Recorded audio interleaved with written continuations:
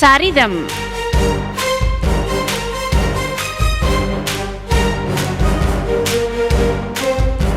பாகம் 36.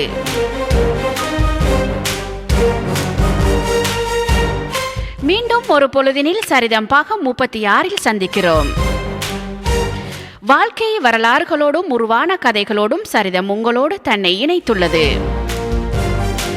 அந்த வகையில் சிறுவர் முதல் பெரியவர் வாழ்க்கையோடும் பின்னி பிணைந்துள்ள ஒரு பிரபலமான தேடல் பொறியான கூகுள் உருவான கதை பார்த்தோம். அந்த வகையில் இன்றும் கூட இது இல்லாமல் ஒன்றுமில்லை என்ற அளவுக்கு முக்கியத்துவம் வாய்ந்த ஒரு பொருளின் வரலாறு பார்க்க இருக்கிறோம். ஆமாம், நேரம் என்பது மனித வாழ்க்கையை விட்டும் பிரிக்க முடியாத ஒரு அங்கமாக இருக்கிறது. நேரம் பற்றிய ஒரு உணர்வு இன்றி யாராலும் வாழ முடியுமா என்று கேட்டால் முடியாது என்பதுதான் பதிலாக இருக்கும். மனித வாழ்க்கையின் முறையான ஓட்டத்திற்கு கடிகாரம் என்பது கடிவாளமாக இருக்கிறது. மனிதனை பல வழிகளிலும் பற்றி பிடித்திருக்கும் கடிகாரத்தின் கதை இன்று பார்க்க இருக்கிறோம்.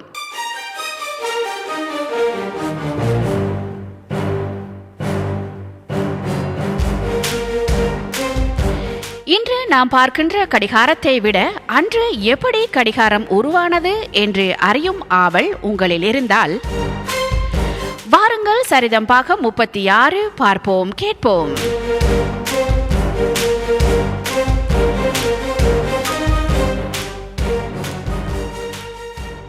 நேரத்தை அறிவதற்கான கருவியே கடிகாரம். கடிகாரத்திற்கு மணிக்கூடு என்றொரு பெயரும் உண்டு. கையின் மணிக்கட்டில் கட்டப்படுவதால் கை கடிகாரம் என்று அழைப்பர். கடிகாரத்தின் கதை மிகவும் பெரியது, சுவாரஸ்யமானதும் கூட. நாகரீக முதிர்ச்சியின் ஒரு கட்டமாக நேரத்தை அளவிடும் முறை மனிதனால் கண்டுபிடிக்கப்பட்டது. 14ஆம் நூற்றாண்டில்தான் கடிகாரம் கிளாக் என்ற வார்த்தை உபயோகத்திற்கு வந்தது. இது கிளாக்கா என்ற லத்தீன் மொழியிலிருந்து எடுக்கப்பட்ட சொல்லாகும். மிகவும் பழங்காலத்தில் சூரியன் விழும் இயக்கத்தையும் அதன் விளைவாக நிகழும் நிழல்களின் நகர்வையும் அடிப்படையாக கொண்டுதான் நேரம் கணக்கிடப்பட்டு வந்தது. வரலாற்றுக்கு முந்தைய காலத்திலேயே சுமேரியர்கள் நேரத்தை அளவிட முயன்றதாகவும் இதில் முன்னோடிகளாக விளங்கியவர்கள் அவர்களே என்றும் கருதப்படுகிறது. சுமேரிய நாகரிகமே ஒரு ஆண்டை மாதங்களாகவும் மாதத்தை நாட்களாகவும் ஒரு நாளை பல கூறுகளாகவும் பிரித்தது என்று ஒரு கூற்று நிலவி வருகிறது. காலப்போக்கில் அரேபியர்கள் தமது சொந்த முறைகளை கையாண்டு நேரத்தை அளப்பதற்கான முயற்சிகளை மேற்கொண்டனர். இவர்கள் சூரியன் நகர்வதை பின்பற்றி 24 பெரிய கம்பங்களை வட்டப்பாதையில் நிறுவி ஒளியும் நிழலும் அவற்றின் மீது விழுவதன் அடிப்படையில் எகிப்தியர்கள் நேரத்தை அளவிட்டனர். ஆயிரக்கணக்கான ஆண்டுகளாக நேரத்தை அளக்கவும் கண்காணிக்கவும் கருவிகள் பயன்படுத்தப்பட்டுள்ளன. தற்போதைய அளப்பதற்குரிய முறை நேர அளவீடானது ஏறத்தாழ கிறிஸ்துக்கு முன் 2000ஆம் ஆண்டு காலத்தை சேர்ந்ததாகும். புராதன எகிப்தியர்கள் ஒரு நாளை 2-12 மணி நேர காலங்களாக பிரித்து சூரியனின் நகர்வை தடமறிவதற்கு பெரிய சதுர தூபிகளை பயன்படுத்தினார்கள்.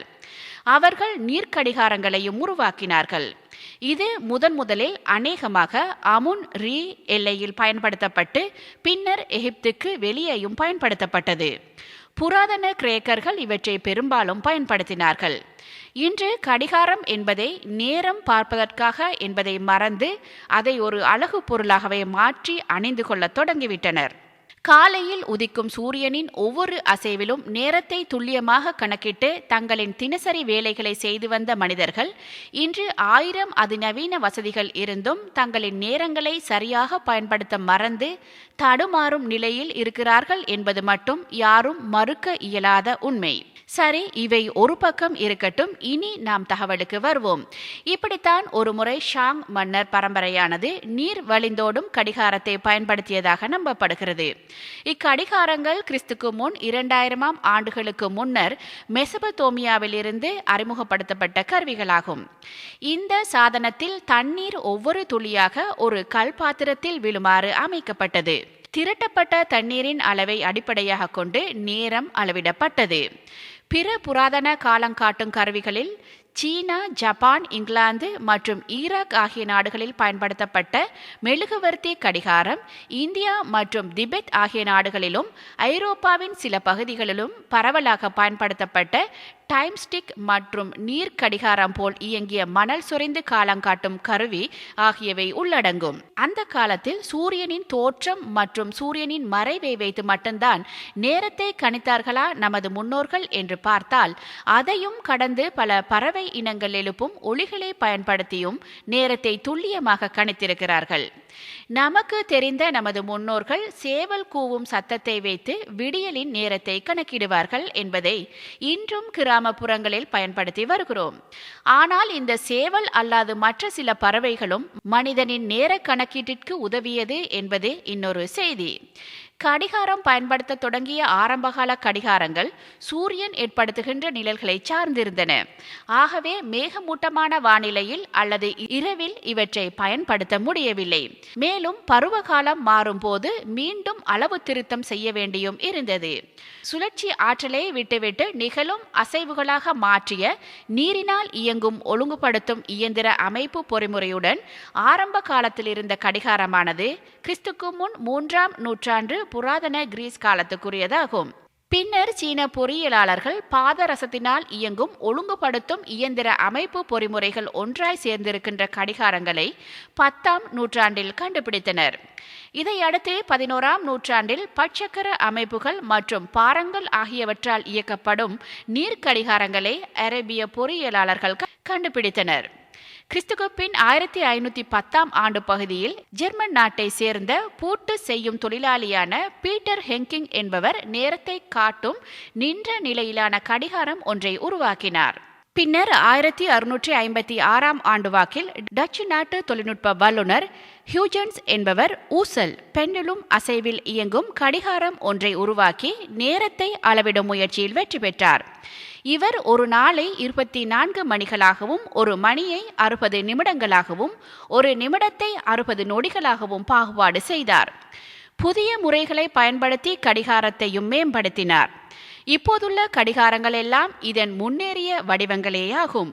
துவக்கத்தில் இந்த கடிகாரத்தின் பகுதிகள் எல்லாம் மரத்தில் செய்யப்பட்டவைகளாகவே இருந்தன. பின்னாளில் இப்பகுதிகள் உலோகத்தாலும் கண்ணாடியாலும் செய்யப்பட்டன.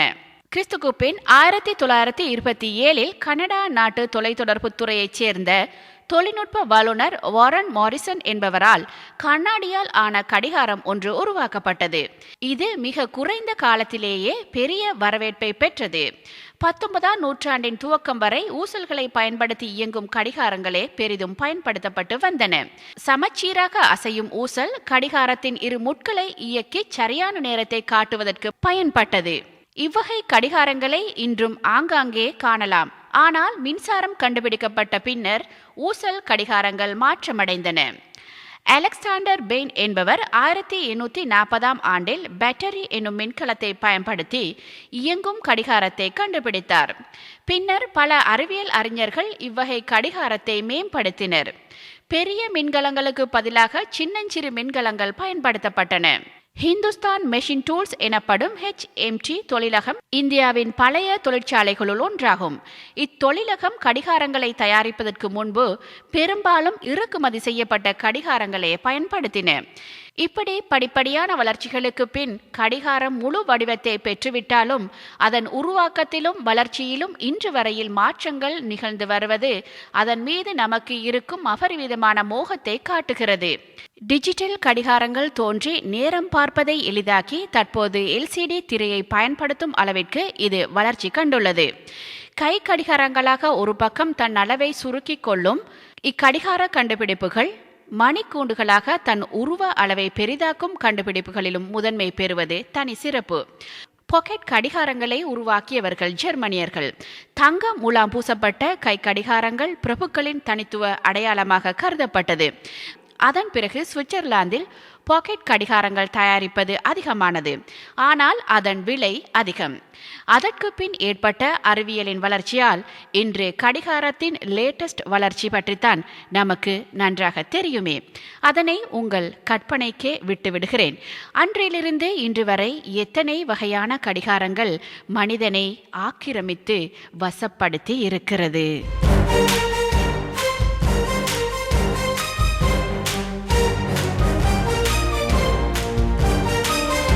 நிறைவு காண்கிறது சரிதம் பாகம் 36.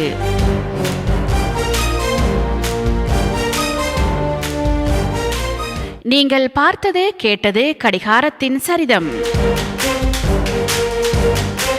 மீண்டும் அடுத்த வாரம் இன்னொரு சரிதத்தோடு சந்திப்போம்.